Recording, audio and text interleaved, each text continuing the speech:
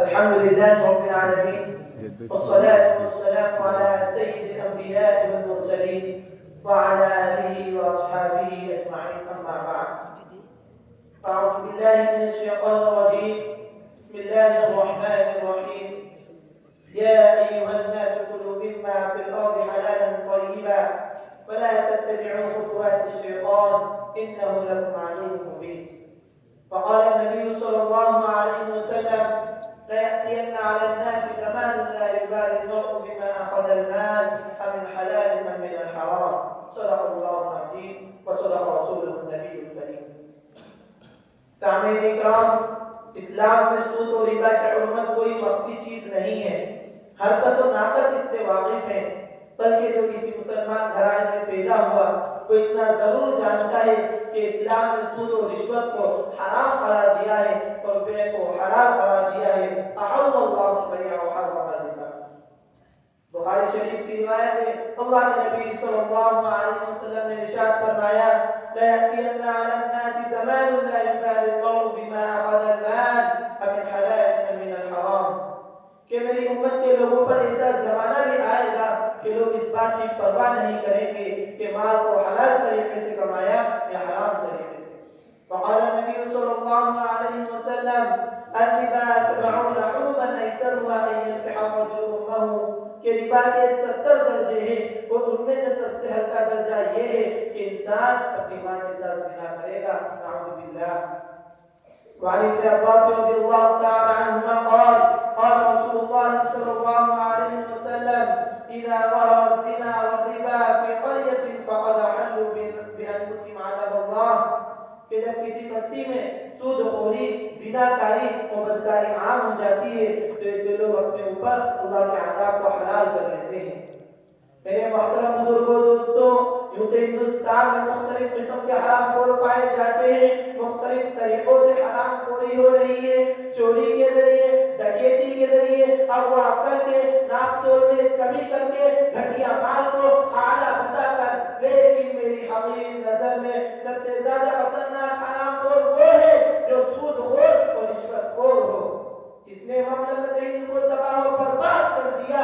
وزیر اعلیٰ سے لے کر چپراسی تک سود خوری اور رشوت خوری میں مبتلا ہے. قانون چند پیسوں میں بکا جا رہا ہے، بے گناہ کو مجرم اور مجرموں کو بے گناہ ثابت کیا جا رہا ہے. گویا کہ آپ رشوت دے کر انسانوں کا ناحق خون بہا سکتے ہیں، ان کے مستقبل سے کھیل سکتے ہیں، ان کی صلاحیتوں کو تباہ و برباد کر سکتے ہیں. رشوت دے کر آپ قانون کو خرید سکتے ہیں، جھوٹے گواہوں کا انتظام کر سکتے ہیں، زمین و مکانات پر ناجائز قبضہ کر سکتے ہیں، امتحان میں اعلیٰ نمبرات سے پاس ہو سکتے ہیں. رشوت کی مہربانی سے اپنے تمام جرائم پر خوشنما پردہ ڈال سکتے ہیں. آج کل چلتا ہے یوں ہی کاروبار زندگی، آج کل چلتا ہے یوں ہی کاروبار زندگی. جرم کر کے پھنس گئے تو گھوس دے کر چھوٹ جا. یعنی دنیا کا ہر کام رشوت کے بلبوتے پر انجام دیا جا سکتا ہے، لیکن اگر آپ رشوت دینے کی سخت اور حوصلہ نہیں رکھتے، آپ قانون کی پاسداری کرتے ہیں، آپ کو خوف خدا مالک ہے، آپ غربت و افلاس کے شکار ہیں، تو بس لیجئے قانون کی پاسداری کرتے ہوئے آپ کو بھی اپنی قیمتی زندگی جیل کے نظر کرنا پڑے گی. چند ہی دنوں پہلے اخبار میں خبر شائع ہوئی تھی، ایک بے گناہ شخص کو آوارہ گردی کے الزام میں جیل خانے میں ڈال دیا گیا تھا. آج اس کی ضمانت ہوئی. جب اس کو داخل کیا گیا تھا تو وہ نوجوان تھا، اور جب اس کو نکالا گیا اس کی کمر بھی خم ہو چکی تھی، اس کے بال بھی سفید ہو چکے تھے. وہ اپنی ماضی پر شرمندہ اور مستقبل سے مایوس ہو چکا تھا، کیونکہ اس کے پاس رشوت دینے کی طاقت نہیں تھی. اس لیے اس کو اپنے قیمتی 50 سال جیل کے نظر کرنا پڑے. اور رشوت کھانے والوں، لعنت ہو تمہاری زندگی پر، لعنت ہو تمہارے طرز عمل پر. تم نے نہ جانے کتنے نوجوانوں کی جوانیوں کو تباہ و برباد کر دیا، نہ جانے کتنے گھروں کو اجاڑ دیا، نہ جانے کتنی ماؤں سے ان کے بیٹوں کو جدا کر دیا، نہ جانے کتنی بیویوں سے ان کے شوہروں کو چھین لیا، نہ جانے کتنی بہنوں سے ان کے بھائیوں کو جدا کر دیا. تم نے تو محض اپنی ہوس کے خاطر کتنے بے گناہ کو مجرم اور مجرموں کو بے گناہ ثابت کر دیا. ظالموں، تم نے قانون کے ساتھ غداری کی، تم ہندوستان کے بدترین دشمن ہو، تم سوسائٹی کے بدترین مجرم ہو. تمہارا جرم ناقابل معافی ہے. تم صرف ہندوستان کے قانون کے ساتھ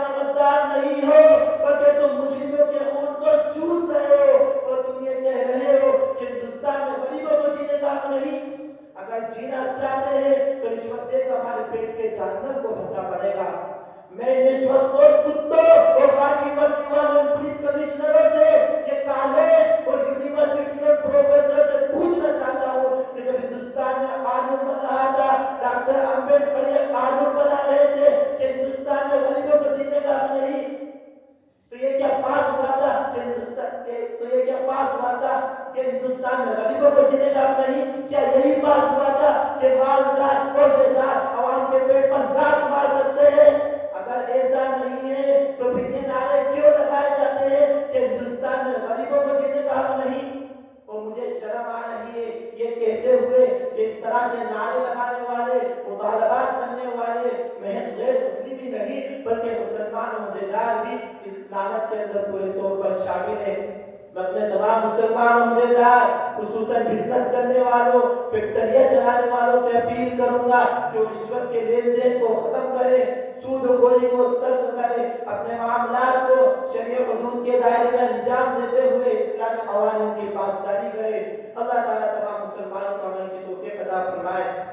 یا رب عمل خیر کی توفیق عطا کر، یا رب عمل خیر کی توفیق عطا کر، کہ خیر کے طالب رہے صدیق عطا کر۔ وآخر دعوانا الحمدللہ۔ سامعین